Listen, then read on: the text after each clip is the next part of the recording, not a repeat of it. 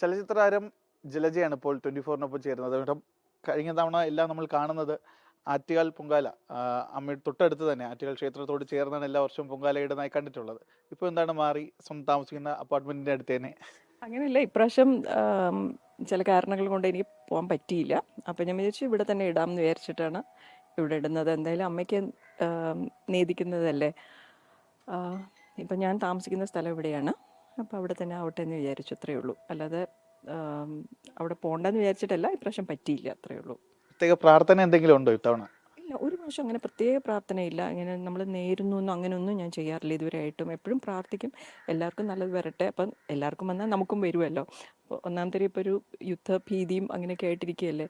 അപ്പോൾ ലോകസമാധാനം വരട്ടെ എന്നുള്ള പ്രാർത്ഥന തന്നെയാണ്. അപ്പം വളരെ വിഷമമുള്ളൊരു കാര്യം, എത്രയോ സ്ത്രീകൾ വന്ന് ഇതിന് പൊങ്കാല ഇടാനായിട്ട് പല കൺട്രീസിൽ നിന്നും വരാനായിട്ട് വിചാരിച്ചിട്ടുള്ള ആൾക്കാരുണ്ടായിരിക്കും.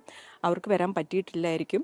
പിന്നെ അതല്ലാതെ തന്നെ ഒത്തിരി ആൾക്കാർ വന്നിട്ടും ഉണ്ടാവും. എന്താ വെച്ചാൽ ആയല്ലോ, അപ്പം വന്നിട്ട് തിരിച്ചു പോകാൻ പറ്റാതെയും ഉള്ള ഒത്തിരി പ്രശ്നങ്ങളല്ലേ. അപ്പോൾ അതൊക്കെ കാണുമ്പോൾ നമുക്ക് മനസ്സിനൊരു വിഷമം. എല്ലാവർക്കും ഈ പറഞ്ഞ പോലെ ഒരു സമാധാനം ഉണ്ടാവട്ടെ എന്ന് തന്നെയാണ് പ്രാർത്ഥിക്കുന്നത്. അമ്മയുടെ ഒരു അനുഗ്രഹം എല്ലാവർക്കും ഉണ്ടാവട്ടെ, നന്നായിട്ട് വരട്ടെ. ഈ പശ്ചിമേഷ്യ യുദ്ധപൂർണ്ണമായി നിൽക്കുന്ന സമയത്ത്, യുദ്ധത്തിന്റെ ആ ഒരു തീവ്രതയിൽ നിൽക്കുന്ന സമയത്ത് ലോക സമാധാനത്തിന് വേണ്ടിയാണ് ഇത്തവണ ജലജ പൊങ്കാലയിട്ടിരിക്കുന്നത്. രഞ്ജിത്തിനൊപ്പം ജിബിൻ JB, 24 തിരുവനന്തപുരം. ലോകത്തെവിടെയായാലും ഏത് സമയത്തും 24 വാർത്തകളും ഓഗ്മെന്റഡ് റിയാലിറ്റി പാക്കേജുകളും എക്സ്പ്ലെയിനറുകളും വിശദമായി കാണാൻ ഞങ്ങളുടെ യൂട്യൂബ് ചാനൽ നിങ്ങൾക്ക് സബ്സ്ക്രൈബ് ചെയ്യാം.